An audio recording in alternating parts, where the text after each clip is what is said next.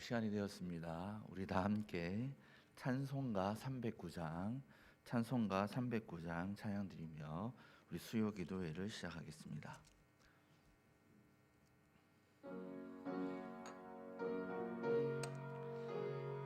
찬송가 309장입니다. 309장.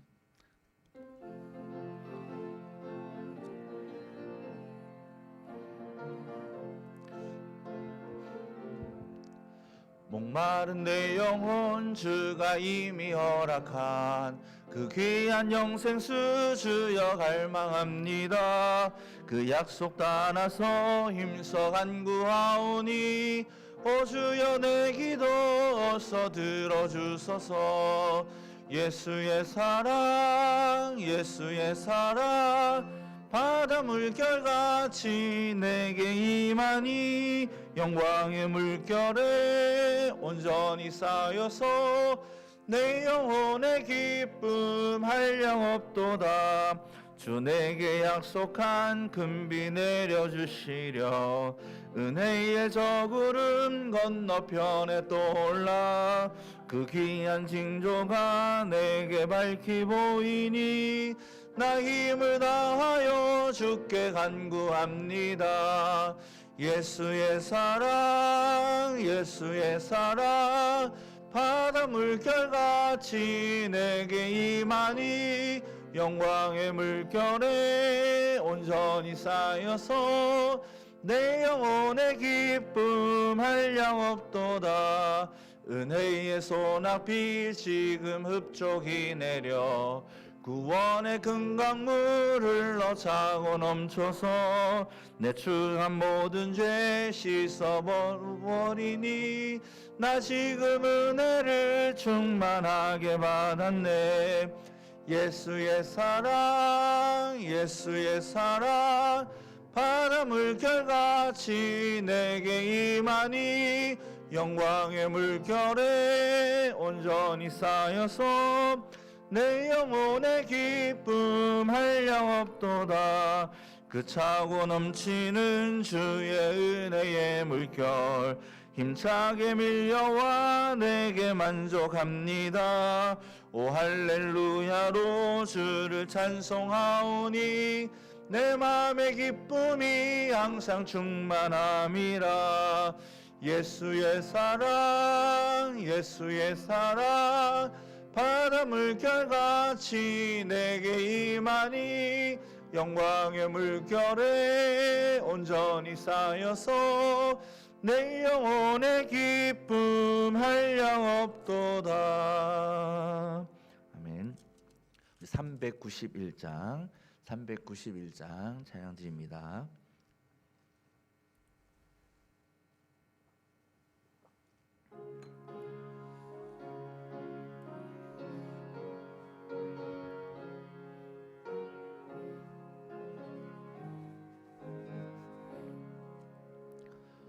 오 놀라운 구세주 예수 내 주 참 능력의 주시로다. 큰 바위 및 안전한 그곳으로 내 영혼을 숨기시네. 메마른 땅을 종일 걸어가도 나 피곤치 아니하며 저 위험한 곳 내가 이를 때면 큰 바위에 숨기시고 주 손으로 덮으시네. 오 놀라운 구세주 예수 내 주 내 모든 짐 벗기시네. 죄악에서 날 끌어올리시며 또 나에게 힘 주시네.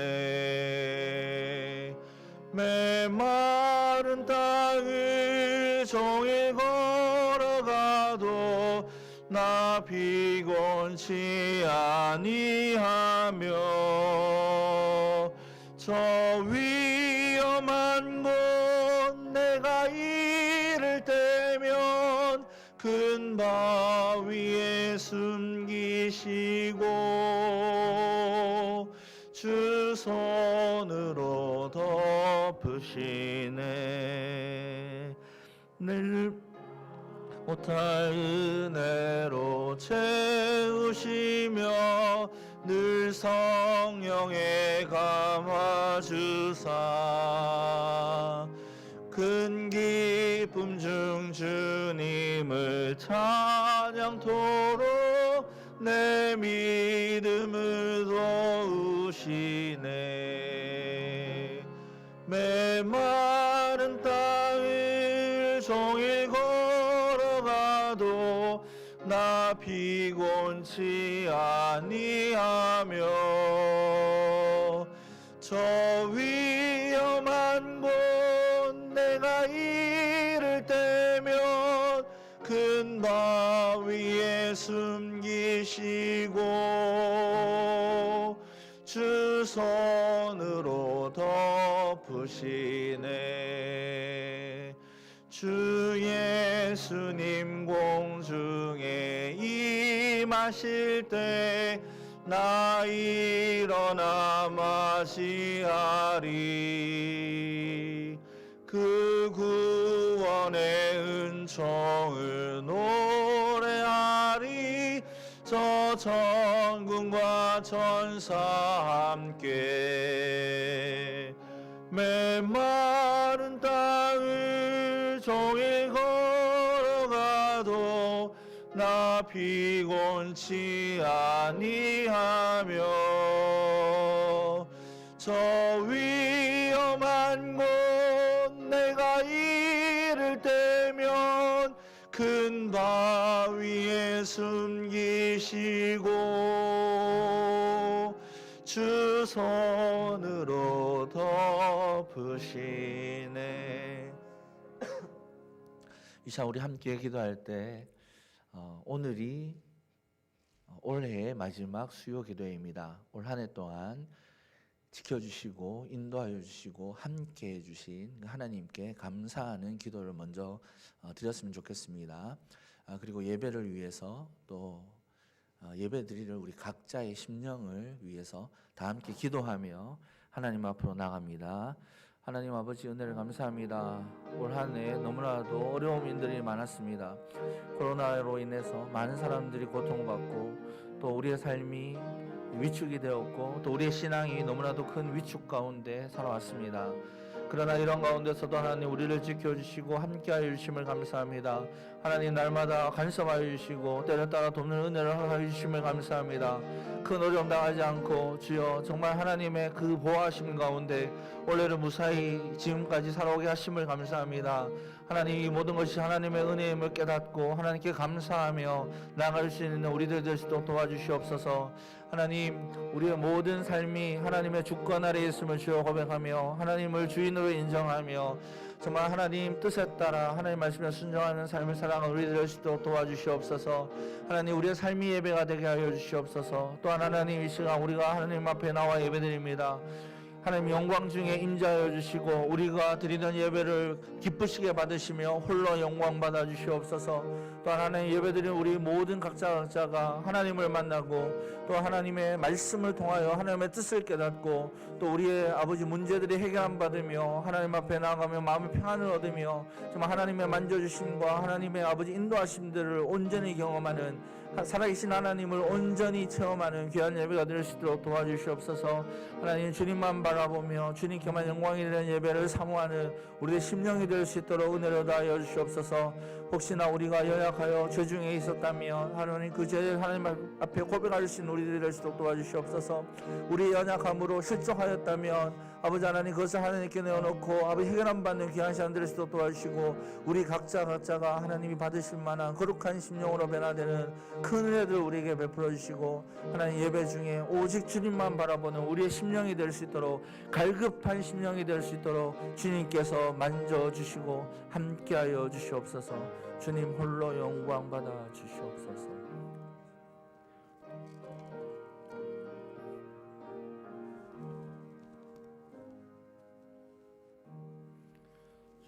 길이요 진리요 생명 되신 살아계시는 하나님 아버지 고맙고 감사합니다. 아버지 오늘 마지막 수요 예배를 위해서 우리 발걸음을 교회로 인도하여 주시사 하나님께 예배 드릴 수 있는 은혜 주신 은혜 고맙고 감사합니다. 아버지 하나님 1년 동안 아버지 하나님 돌아보면서 우리가 얼마나 하나님의 뜻대로 살지 못했음을 이 시간에 고백하오니 아버지 우리 마음을 열어주시옵소서. 아버지 하나님께서 살기를 원하시는 그 뜻대로 살면 마치 우리가 꼭 손해보는 것 같아서 아버지 하나님 말씀을 버리고 꼭 아버지 우리 생각대로 우리 욕심대로 살았음을 이 시간에 고백합니다. 아버지요 1년 동안 정말 힘든 우리 생활이었습니다. 코로나로 또 경제적으로 정치적으로 암울한 이 세상 같지만은 아버지 하나님 오직 소망 되신 우리 하나님께서 살아계심을 볼 때에 다시 빛을 우리나라에 비춰줄 것으로 미사오고 아버지 하나님 더 이 기회로 인해서 더 깊은 회개를 하면서 우리 숨어있는 죄까지 하나님께 다 회개함으로써 아버지 하나님 하나님 앞으로 한 발자국 더 나갈 수 있는 이런 기회가 되게 해 주시옵소서.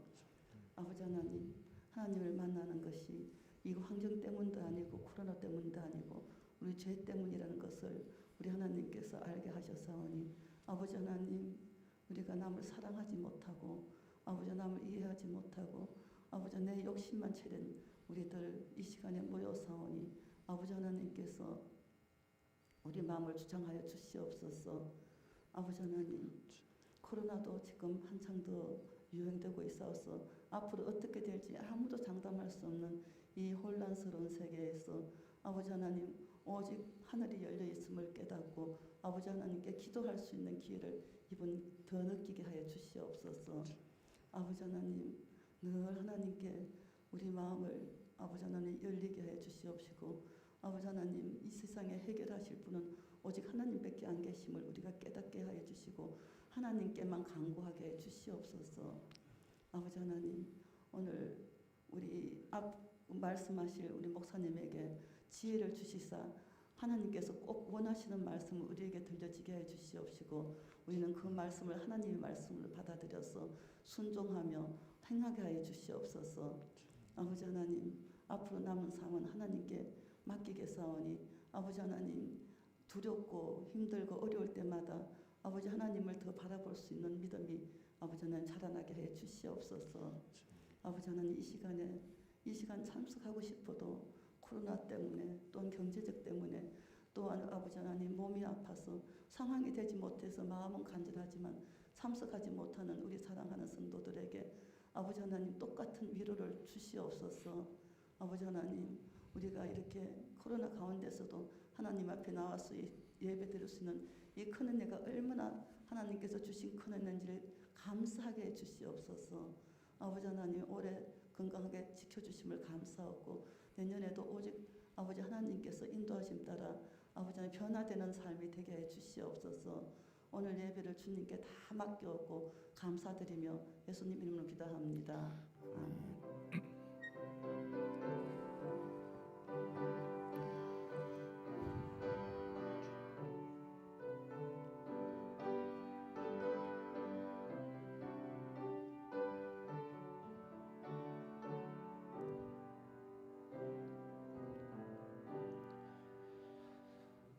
오늘 우리에게 주시는 하나님의 말씀 요한복음 16장 1절에서 15절 말씀입니다.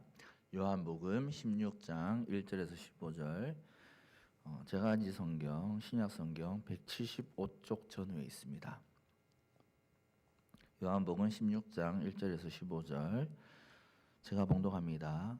내가 이것을 너희에게 이름은 너희로 실족하지 않게 하려 함이니 사람들이 너희를 출교할 뿐 아니라 때가 이르면 물은 너희를 죽이는 자가 생각하기를 이것이 하나님을 섬기는 일이라 하리라. 그들이 이런 일을 할 것은 아버지와 나를 알지 못함이라. 오직 너희에게 이 말을 한 것은 너희로 그때를 당하면 내가 너희에게 말한 이것을 기억나게 하려 함이요 처음부터 이 말을 하지 아니한 것은 내가 너희와 함께 있었음이라.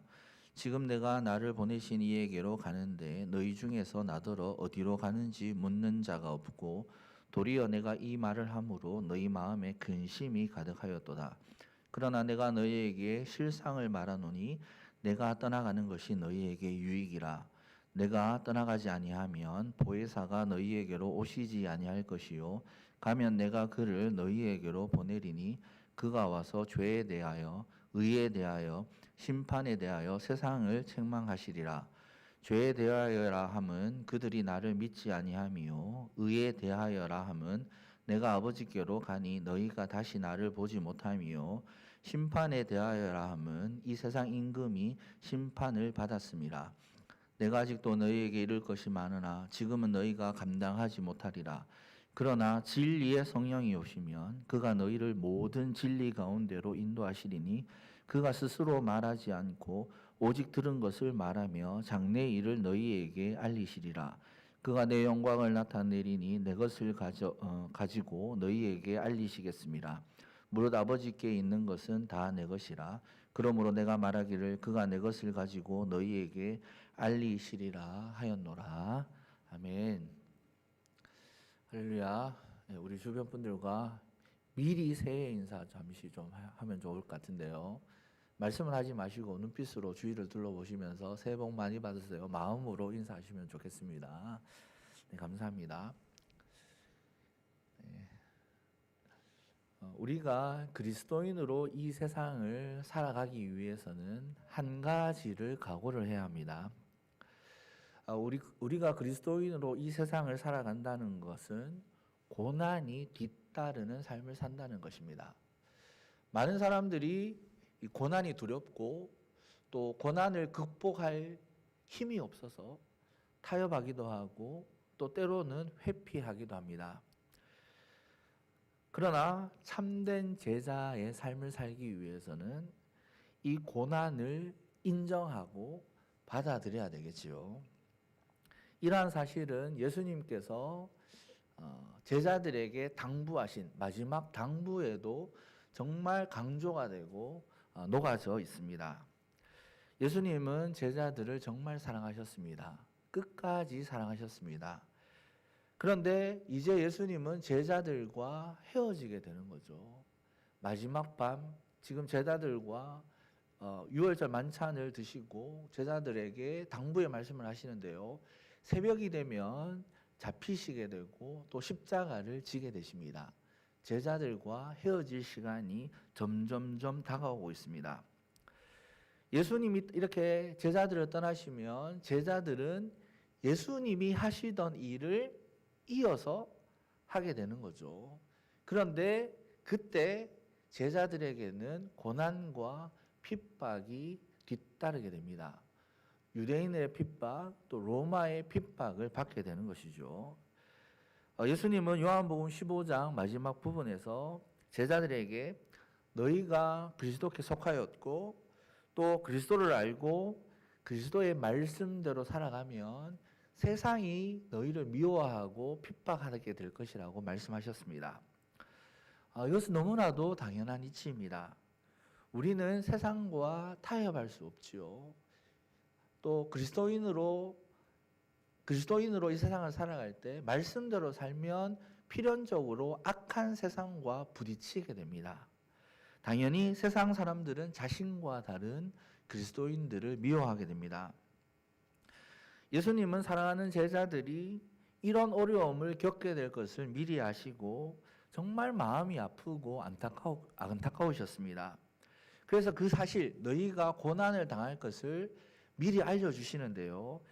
오늘 1절 말씀을 한번 보십시오. 1절에 이렇게 말씀합니다. 내가 이것을 너희에게 이름은 너희로 실족하지 않게 하려 함이니 이렇게 말씀합니다. 예수님께서 제자들에게 너희가 나를 알고 내 말씀을 가지고 말씀대로 살면 세상이 너희를 핍박할 것이다. 이렇게 미리 알려주신 이유가 무엇입니까? 오늘 1절의 말씀을 보면 마음의 준비를 하라는 거죠. 내가 이것을 미리 너희에게 알려준 것은 너희가 실족하지 않게 하려 함이라. 이렇게 말씀합니다. 넘어지지 않게 하기 위해서, 너희가 고난이 왔을 때 넘어지지 않게 하기 위해서 내가 미리 알려준다고 말씀하셨습니다.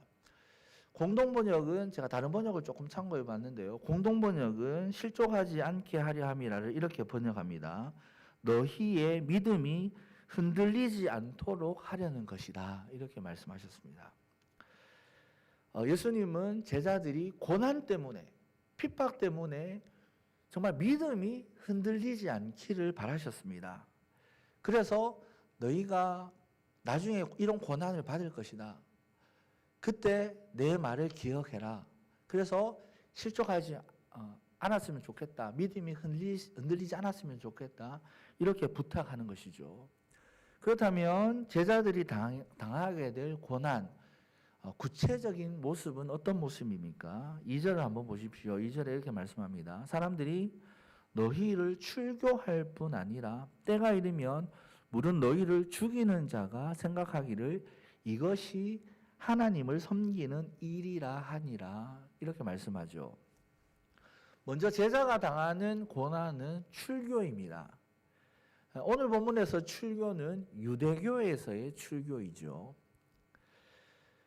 이 당시에 이스라엘 사회는 유대교가 삶을 지배하고 있던 사회입니다.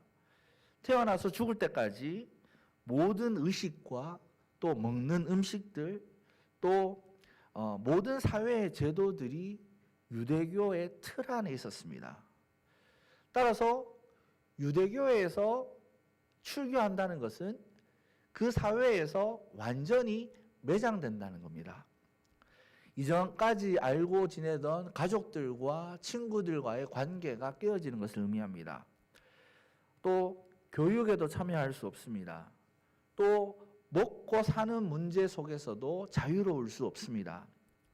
철저하게 그 사회에서 고립되고 또 소외된다는 것을 의미합니다. 예수님을 믿고 그분을 따르게 될 때 제자들이 이런 핍박을 받게 된다는 것이죠. 지금 여러분 중동에서 이슬람 사회이지 않습니까? 그곳에서 혼자 내가 예수님을 믿는 사람이다. 나는 그리스도인이라. 이렇게 고백하면 어떤 일을 겪게 되는지 여러분 다 아시잖아요. 정말 그 사회에서 철저하게 고립되는 거죠. 사회생활 할 수도 없어요. 뭐 여러 가지 국가가 주는 혜택들도 받을 수 없습니다.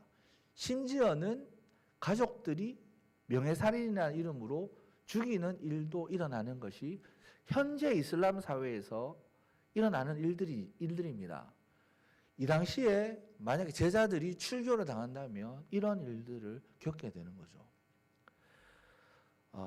정말 엄청난 고난이지 않습니까? 뿐만이 아닙니다. 심지어는 어떻게 된다고 말씀합니까? 죽이는 자가 생긴다고 말씀합니다. 그러니까 생명의 위협을 받고 생명을 잃는 지경에까지 처한다고 말씀하죠. 그런데 재밌는 것은 정말 예수님을 믿는 제자들을 죽이는 사람이 어떤 마음으로 그들을 죽입니까? 예수님 제자를 핍박하는 사람들이 내가 정말 하나님께 열심을 가지고 있기 때문에 이런 일을 한다고 생각하고 그렇게 행동한다고 말씀합니다. 실제로 사도 바울이 그러지 않았습니까? 스데반 집사님을 돌로 칠 때 증인이 된 사람이 사도 바울이었습니다. 얼마나 열심히 있었냐면 공문을 받아가지고 다메섹에까지 가서 예수님을 믿는 사람들을 잡으러 간 사람이 사도 바울입니다. 그 열심히 사도 바울은 어떻게 생각했습니까? 내가 하나님에 대한 열심이 있다고 생각하면서 그런 일들을 했습니다. 당하는 입장에서 제자들은 얼마나 큰 고난이고 핍박이겠습니까? 제자들은 예수님이 떠나신 후에 이런 고난을 당하게 됩니다. 이것을 각오해야 합니다. 사랑하는 성도 여러분, 저와 여러분들도 이런 각오가 있어야 되겠죠. 지금 우리가 생명의 위협을 당하는 일은 없습니다. 또 이 사회에서 매장되는 일도 없습니다. 하지만 여전히 그리스도인으로 이 세상을 살아갈 때 당하는 고난들은 분명히 존재합니다. 제가 어떤 청년이 저한테 이렇게 고백하는 일이 있었습니다. 어떤 일을 고백했냐면 그러니까 열심히 기도하면서 직장을 구했어요. 직장을 구했는데 그 회계 업무를 담당하는 일로 이제 사무실에 회사에 들어가게 됐습니다. 출근을 하니까 지금 있는 일하고 예전에 있었던 일이에요. 제가 사역 초기에 있었던 일인데 그 회사에서 장부를 2개를 줍니다. 무슨 말인지 아시겠죠, 그죠? 하나는 그냥 장부고 하나는 거짓 장부. 그리스도인으로서 이게 양심에 걸리는 것 아닙니까? 어떻게 그 회사 생활을 할 수 있겠습니까? 목사님, 제가 도저히 내가 그리스도인으로서의 양심 때문에 그 회사를 생활할 수가 없어서 그냥 나왔습니다. 이런 고백을 저에게 하는 것을 보았습니다. 관행이라는 이름으로 여전히 우리가 직장 생활을 하거나 사회생활을 할 때 관행이라는 이름으로 불법이 정당화되는 사회를 살고 있습니다. 법적으로는 문제가 안 될 수 있습니다. 관행이니까요. 하지만 우리의 신앙의 양심으로는 이게 문제가 되는 거죠. 그러면 어떤 일을 당하겠습니까? 자, 사무실에서 관행이라는 이름으로 이렇게 법을 어기는 건 아니지만 관행이라는 이름으로 여러 가지 일들이 이루어집니다. 나는 그리스도인이기 때문에 신앙의 양심이 걸려요. 저는 그렇게 할 수 없습니다. 이렇게 이야기하면 그 사회에서 어떻게 될까요? 그 사무실에서, 그 회사에서 그 동료들에게 어떤 일을 당하겠습니까? 여전히 지금도 그리스도인으로 참된 제자의 삶을 살 때 우리는 이런 도전을 받을 수밖에 없습니다. 이런 상황에 예수님의 부탁이 무엇입니까? 예수님은 미리 말씀하셨잖아요. 너희가 그리스도를 알고 그리스도의 말씀이 너희 속에 있고 그리스도와 동행, 그리스도를 믿는 믿음으로 삶을 살 때 너희에게 고난이 있을 것이다. 그때 이 말씀을 기억해라. 내가 너희 믿음이 흔들리지 않기를 바란다. 넘어지지 않기를 바란다. 이렇게 말씀해 주셨습니다. 여러분, 고난 속에 주님의 이 말씀을 기억하시길 바랍니다. 그래서 믿음이 흔들리지 않는 저와 여러분이 되시기를 간절히 소망합니다. 근데 여러분, 예수님은 이런 그냥 말씀으로 내가 나중에 너희가 고난을 당할 때 이 일을 기억해서 내 말을 기억해서 믿음이 흔들리지 않았으면 좋겠다. 여기에만 그치시는 분이 아니시죠, 그죠? 우리가 그런 고난을 당했을 때, 제자로서 고난을 당했을 때 이길 수 있도록 해주시는 분이 바로 우리 주님이십니다. 예수님의 이 이야기를 들은 제자들의 모습들이 어떤 모습이었습니까? 주님이 이렇게 말씀하시니까 네, 우리는 믿음으로 살겠습니다. 이렇게 담대하게 고백했을까요? 아니죠. 6절을 보면 그들은 여전히 근심 속에 있었습니다. 어떻게 해야 하나? 걱정 속에 있었습니다. 그때 예수님께서 제자들에게 무엇을 말씀하십니까? 너희 걱정하지 마. 내가 너희를 떠나는 것이 너희에게 유익이라고 말씀하십니다. 왜 예수님이 제자들을 떠나는 것이 유익입니까? 예수님 대신에 예수님이 누구를 보내주십니까? 보혜사 성령님을 보내주시기입니다. 그 성령님을 보내주시는 것이 너희에게 유익이라고 말씀하고 있습니다. 그래서 그 성령님을 통해서 제자들은 고난 가운데서 믿음을 지킬 수 있게 되는 것이죠. 그러면 성령님께서 오셔서 하시는 구체적인 일이 무엇일까요? 우리 8절 말씀을 한번 보십시오. 8절에 이렇게 말씀합니다. 그가 와서 죄에 대하여, 의에 대하여, 심판에 대하여 세상을 책망하시리라. 이렇게 말씀하죠. 성령님이 오셔서 무슨 일을 하십니까? 의에 대해서, 죄에 대해서, 심판에 대해서 책망하십니다. 이 책망이라는 말이 신약 성경에는 이 단어가 한 17군데 정도 쓰였다고 이렇게 되어 있더라고요. 근데 이 찾아보니까 이게 어떤 의미로 쓰였냐면 폭로하다 또는 바로잡다 또 고소하다 이런 의미로 쓰였습니다. 이것을 죄와 의와 심판하고 한번 연결해 보면 이 의미가 좀 잘 나타날 것 같아요. 죄에 대해서 폭로하다, 바로잡다 말이 되죠. 그런데 의와 심판에 대해서 의와 심판, 의를 폭로하다, 의를 바로잡다, 또 심판을 폭로하다, 심판을 바로잡다 말이 조금 안 되잖아요. 그러니까 이 세 가지 의와 죄와 심판에 대해서 책망하라는 말 원어의 의미 가장 이렇게 잘 부합되는 게 고발하다, 고소하다 이 의미인 것 같아요.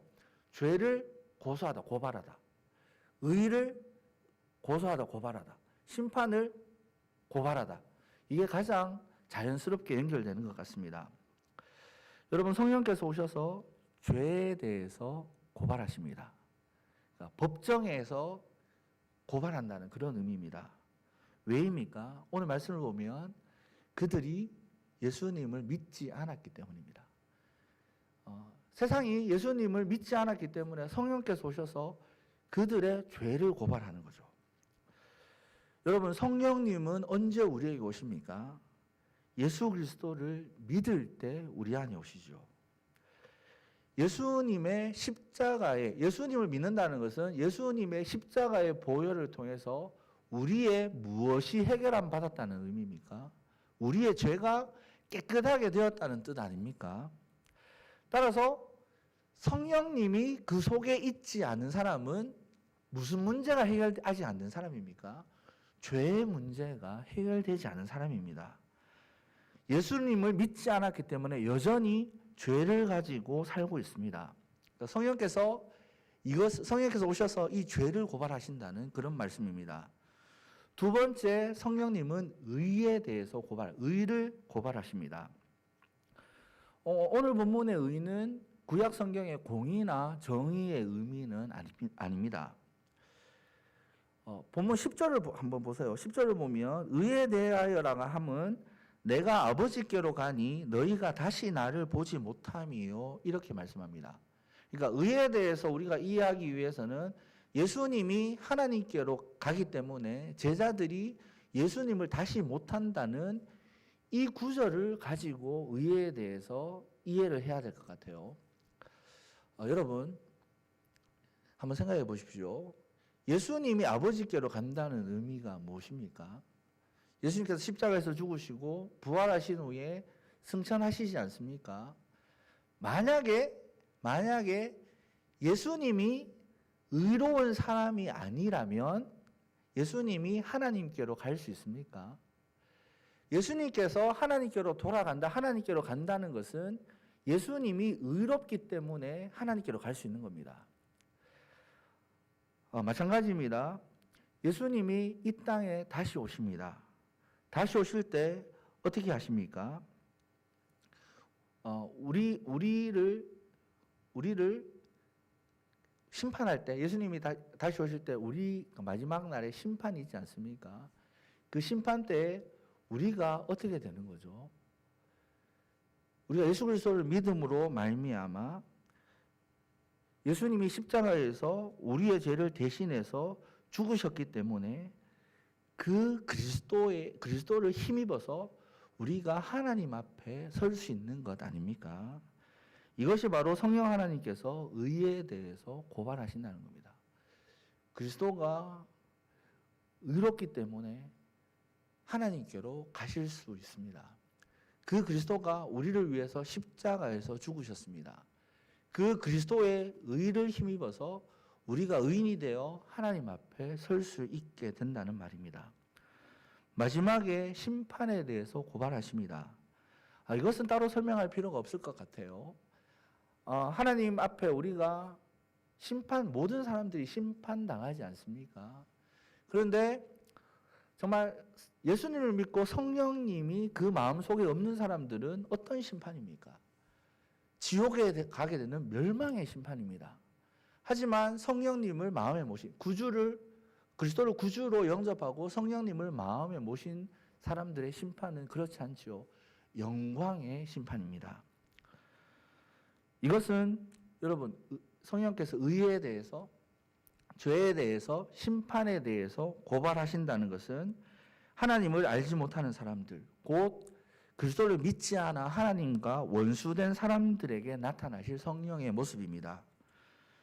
성령 하나님은 그들을 죄와 의와 심판에 대해서 고발하십니다. 그렇다면 믿는 우리들에게는 어떤 일을 하십니까? 13절의 말씀, 우리 13절 말씀 한번 보십시오. 13절에 이렇게 말씀합니다. 그러나 진리의 성령이 오시면 그가 너희를 모든 진리 가운데로 인도하시리니 그가 스스로 말하지 않고 오직 들은 것을 말하며 장래일을 너희에게 알리시리라. 먼저 성령 하나님은 우리들을 진리로 인도하십니다. 그러면 진리가 무엇입니까? 가장 먼저 딱 진리라고 하면 하나님의 말씀이겠죠. 하나님 말씀입니다. 그런데 요한복음에서의 진리는 조금 더 구체적으로 누구를 가리키는 말이 될까요? 예수님이 자기 자신을 어떻게 소개합니까? 내가 곧 길이요 진리라고 말씀하셨죠. 태초에 말씀이 계셨습니다. 이 말씀이 하나님과 함께 계셨으니 이 말씀이 곧 하나님이십니다. 이 말씀이 육신이 되어 이 땅에 오셨습니다. 독생하시는 하나님의 영광을 가지신 성육신하신 그리스도이시죠. 물론 말씀도 맞고 말씀이 구체적으로 가리키는 그리스도 모두를 다 받을 수 있는 것입니다. 그러면 진리의 성령이 오셔서 우리를 진리 가운데로 그리스도께로 인도한다는 것은 결국에는 무엇입니까? 예수 그리스도를 알게 하고 또 예수 그리스도를 통해서 우리에게 주신 하나님의 구원의 방법을 깨닫게 해서 우리를 구원으로 인도하여 주신다는 그런 말씀이죠. 12절을 참고해 봐도 이것을 알 수 있습니다. 내가 아직도 너희에게 이를 것이 많으나 지금은 너희가 감당하지 못하리라 이렇게 말씀하죠. 그러니까 지금 예수님께서 제자들에게 많은 말씀들을 하셨습니다. 말씀들을 가르쳐 주셨습니다. 앞으로 하실 말씀들이 많지만 지금 못하고 있다고 지금 말씀하고 있는데 진리의 성령이 오시면 그것들을 다 깨닫게 해주신다고 말씀합니다. 그게 무슨 말씀입니까? 주님께서 무엇을 말씀하셨습니까? 영생에 이르는 비밀을 말씀해 주셨습니다. 이것을 종합해 보면 성령께서는 예수님과 예수님께서 주신 생명의 말씀을 알게 하시고 깨닫게 하십니다. 실제로 요한복음만 봐도 제자들이 그렇게 예수님과 함께 있을 때는 그 말씀을 깨닫지 못해요. 그런데 오순절에 성령을 경험하고 어떻게 됩니까? 예수님께서 하신 말씀들, 그때 하신 행동들, 그 의미들을 다 깨닫는 것 아닙니까? 누구의 사역입니까? 성령 하나님의 사역입니다. 성령께서 오신 후에 그것을 깨닫고 또 진리의 영이 오실 때 우리가 진리의 말씀을 온전히 알게 됩니다. 또 오늘 말씀을 보면 성령 하나님은 장래일을 너희에게 알린다고 말씀하셨는데요. 이 장래일이 정말 미래의 일을 맞추고 이런 의미가 아닙니다. 여기서 장래일을 알린다는 게 무엇입니까? 예수님께서 앞으로 어떤 일을 겪게 됩니까? 이 밤이 지나면 십자가에서 죽으십니다. 3일 만에 부활하십니다. 그리고 승천하시고 하나님 우편으로 가십니다. 즉 십자가에서 구원 사역을 완성하십니다. 그 일을 알게 한다는 겁니다. 사랑하는 여러분, 진리의 성령이 오시면 성령께서 우리를 그리스도에게로 인도하여 주십니다. 이것을 다시 말하면 성령 하나님께서 우리를 구원으로 인도하신다는 말입니다. 그래서 사도 바울도 뭐라고 고백했습니까? 성령님이 아니면 우리가 주를 알지도 못하고 그리스도를 고백하지 못한다고 말하지 않았습니까? 예수를 주로 고백하지 못한다고 분명히 말하였습니다. 성령 하나님의 인도하심이 아니고는 우리는 구원의 비밀을 깨달을 수 없습니다. 예수님의 다시 오심도 믿지 못합니다. 이 모든 것이 성령 하나님이 하시는 일입니다. 정말 많은 분들이 성령 하나님의 이 사역을 간과하십니다. 그래서 성령 하나님을 어떻게 생각하냐면 단순한 능력으로만 보십니다. 쉽게 이야기해서 은사를 주는 분으로만 여깁니다. 네. 성령 받으라, 능력 받으라. 물론 맞습니다. 성령 하나님은 하나님이시기에 이 세상의 모든 능력과 모든 권세를 가지고 계신 분이십니다. 그분을 하나님으로 인정한다면 내가 그분을 마음대로 보내고 그분의 은사를 내 마음대로 전해줄 수 있습니까? 속지 마십시오. 우리는 성령 하나님을 삼위일체 하나님으로 이해해야 합니다. 물론 성경에 은사가 있습니다. 또 누가 같은 경우에는 누가복음과 사도행전을 보면 성령 하나님의 사역적인 측면들을 많이 강조해 놓았습니다. 주의 복음, 교회가 세워지고 주의 복음이 증거될 때 성령 하나님의 놀라운 능력들과 일하심들이 분명히 나타납니다.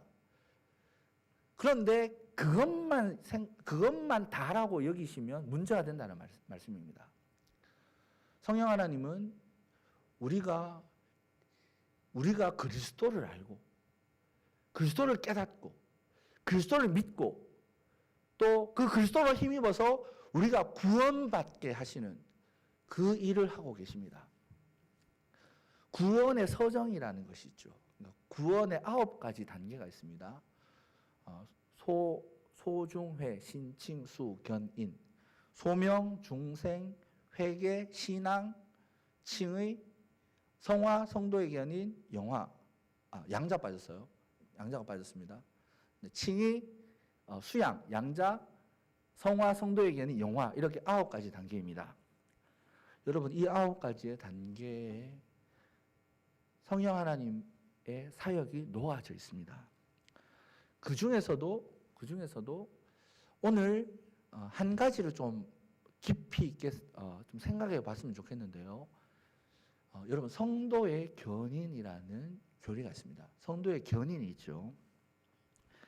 많은 분들이 성도의 견인을 오해를 합니다. 어떻게 오해를 하냐면 끌고 간다는 것으로 오해를 해요. 그러니까 차가 사고가 나면 뭐가 오죠? 제일 먼저 오는 게 뭡니까?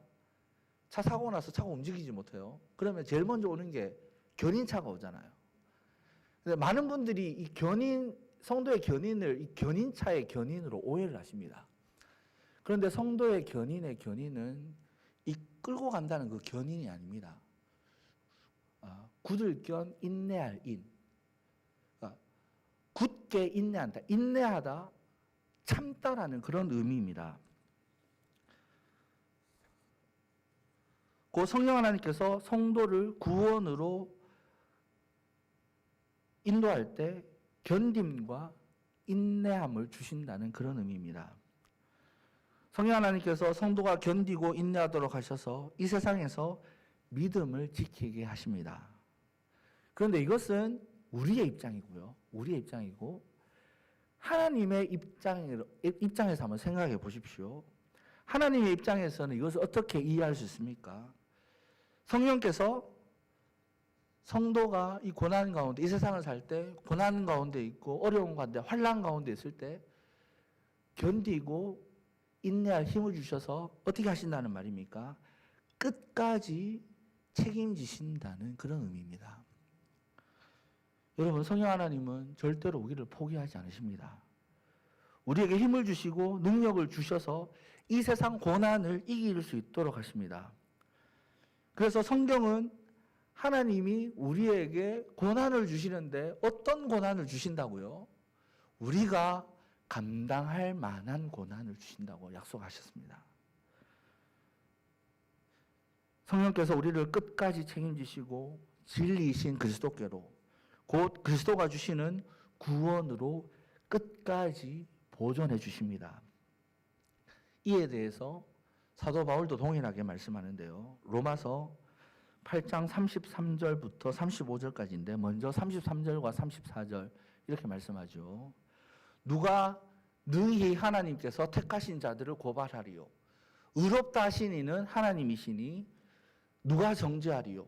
죽으실 뿐 아니라 다시 살아나신 이는 그리스도 예수시니 그는 하나님 우편에 계신 자요 우리를 위하여 간구하시는 자신이라. 여러분, 누가 우리를 의롭다 하셨습니까? 하나님이 우리를 의롭다 하셨습니다. 하나님이 우리를 의롭다고 해주셨는데 누가 그것을 문제 삼을 수 있겠습니까? 누가 우리를 정죄할 수 있겠습니까? 예수 그리스도가 나를 위하여 십자가에서 피 흘려 죽으셨는데 누가 우리를 죄에 대해서 정죄할 수 있겠습니까? 세상 그 어떤 것도 죄에 대해서 또 의에 대해서 결국에는 심판에 대해서 우리를 문제 삼을 수 없습니다. 그리고 이어지는 35절에 무엇이라고 말씀합니까? 누가 우리를 그리스도의 사랑에서 끊으리요. 환난이나 곤고나 박해나 기근이나 적신이나 위험이나 칼이라. 어떤 것도 환난, 곤고, 박해, 기근, 적신, 위험, 칼 이런 것이 문제가 되지 않습니다. 사도 바울의 이 질문에 대한 자기 자신의 답변이 무엇입니까? 로마서 38장 38절 39절에서 내가 확신하노니 사망이나 생명이나 천사들이나 권세자들이나 현재일이나 장래일이나 능력이나 높음이나 깊음이나 다른 어떤 피조물이라도 우리를 우리 주 그리스도 예수 안에 있는 하나님의 사랑에서 끊을 수 없으리라. 여러분, 확신하십니까? 이 믿음이 여러분 가운데 있으십니까? 여러분이 주님이 나의 구주이십니다. 예수님이 나를 위하여 십자가에서 죽으시고 내가 그 예수님을 믿음으로 구원받은 자입니다. 이 고백이 마음에서 정말 믿어지고 입으로 고백이 되어진다면 여러분 이 믿음을 가지실 수 있습니다. 왜입니까? 그런 사람 안에는 성령 하나님이 내주에 계시기 때문입니다. 성령이 아니고서는 우리가 예수를 주로 고백할 수 없습니다. 이것을 바꾸어 말하면 예수를 주로 고백하는 사람 안에는 성령 하나님이 계시다는 거죠.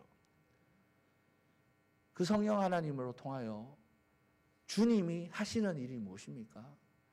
절대로 우리를 포기하지 않으십니다. 우리를 끝까지 책임지시고 고난과 환난 가운데서도 그 세상의 어떤 피조물과 세상의 어떤 상황 가운데서도 주님이 우리에게 힘을 주시고 여전히 우리를 사랑하고 계시고 끌고 가고 계십니다. 사랑하는 성도 여러분, 우리 안에 내주에 계신 성령님은 지금도 저와 여러분을 위하여 일하고 계심을 믿으시기를 바랍니다. 제자의 삶을 살기 위해서 노력할 때, 또 실족하지 않기 위해서 최선을 다할 때 주님 그냥 내버려 두지 않으십니다. 세상의 주인이신 그분이 우리를 이길 수 있게 해주십니다. 세상의 그 어떤 것도 그분의 사랑을 막을 수 없습니다. 여러분, 그분의 성령 하나님의 일하심을 세상 그 어떤 것도 막을 수 없습니다. 이 사실을 믿고 믿음으로 이 세상에서의 고난을 대하시기를 바랍니다. 믿음으로 참된 제자의 삶을 살아가는 저와 여러분이 되시기를 간절히 소망합니다. 우리 주신 말씀 붙잡고 다 함께 결단하며 기도하기를 원합니다. 주님, 고난을 두려워하지 않게 해주십시오. 주님, 고난에 담대하게 맞설 수 있게 해주십시오. 그런데 주님, 내 힘으로는 이길 수 없습니다. 하지만 내 안에 계신 성령 하나님을 통해 우리는 이 세상을 이길 수 있음을 믿습니다. 성령 하나님, 나에게 힘을 주시고 능력을 주셔서 하나님 이 세상의 고난을 이길 수 있게 해주십시오. 이렇게 결단하며 기도했으면 좋겠고요. 또 다른 하나는 하나님의 사랑, 그 어떤 것도 끊을 수 없음을 고백하며 그 하나님의 사랑에 감사하는 기도를 했으면 좋겠습니다. 우리 다 함께 이 기도 제목 가지고 기도하며 하나님 앞으로 나아갑니다. 거룩하신 하나님, 은혜를 감사합니다. 주님, 세상에서 그리스도인으로 살 때 많은 어려움들이 당합니다. 하나님, 여러 가지 또 핍박이 있습니다.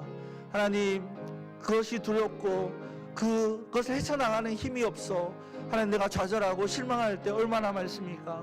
아버지, 나를 불쌍히 여기시고 긍휼히 여겨주시옵소서. 하나님, 내 힘으로는 세상을 이길 수 없습니다. 내 힘으로는 무너질 수밖에 없습니다. 하지만 내 안에 계신 성령 하나님이 힘주실 때 하나님, 그 성령 하나님의 힘으로 내가 이 세상을 넉넉히 이김을 믿습니다. 하나님, 주께서 함께하여 주시고 나에게 힘을 주시옵소서. 하나님, 내 마음을 위로하여 주시옵소서. 만져주시옵소서. 하나님의 살아계심들을 나타내 주시옵소서. 세상 만물의 주관자 되신 그 하나님, 놀라운 능력들을 나의 삶 가운데 나타낼 수 있도록 도와주시옵소서. 내 마음에 굳은 마음을 주시옵소서. 내 마음에 담대한 마음들을 허락하여 주시옵소서. 하나님, 정말 세상 앞에 아버지 무너지는 것이 아니라 주님이 주신 힘으로 이 세상을 이길 수 있는 우리들의 신앙이 될 수 있도록 은혜를 다하여 주시옵소서. 하나님, 세상의 그 어떤 것도 하나님의 사랑에서 우리를 끊을 수 없음을 주여 믿습니다.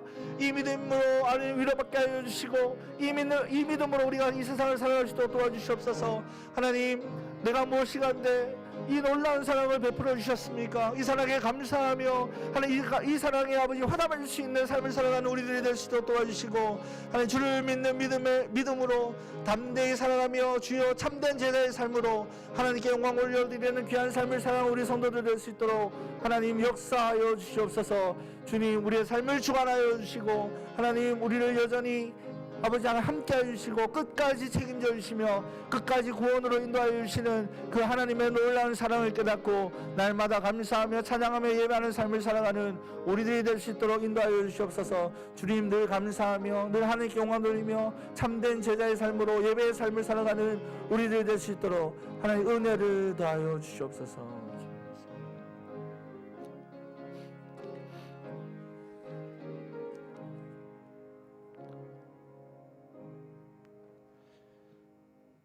그러나 진리의 성령이 오시면 그가 너희를 모든 진리 가운데로 인도하시리니. 주님, 예수 그리스도를 구주로 믿습니다. 예수 그리스도를 구주로 믿는 사람에게 성령 하나님이 함께하고 계심 또한 믿습니다. 그 성령 하나님이 여전히 일하고 계심을 믿습니다. 주님, 그리스도인으로 이 세상을 살아갈 때 내 힘으로 감당하지 못하는 많은 고난과 어려움을 만나게 됩니다. 내 힘으로는 이길 수 없지만 내 안에 계신 살아계신 성령 하나님의 힘으로는 넉넉히 이김을 믿습니다. 그 주님이 주시는 힘으로 고난과 핍박에 담대하게 맞설 수 있게 하여 주시옵소서.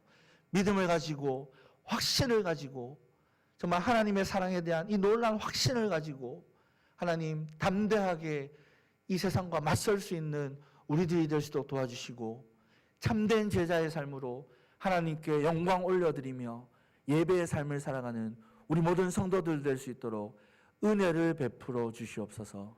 감사드리며 예수님의 이름으로 기도드립니다. 아멘. 우리 찬송가 191장 찬양드립니다.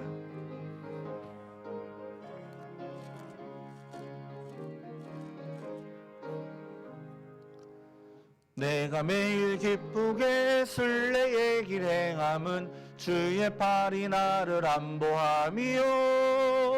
내가 주의 큰 복을 받는 참된 비결은 주의 영이 함께함이라.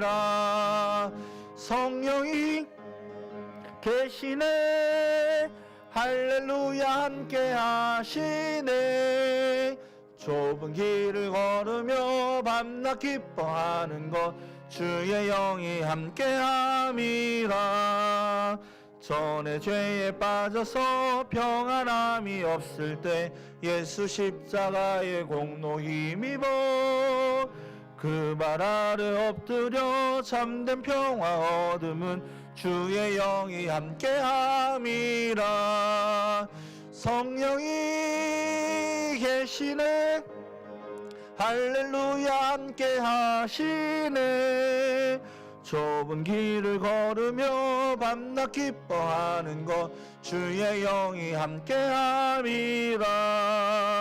나와 동행하시고 모든 염려하시니 나는 숲의 새와 같이 기쁘다.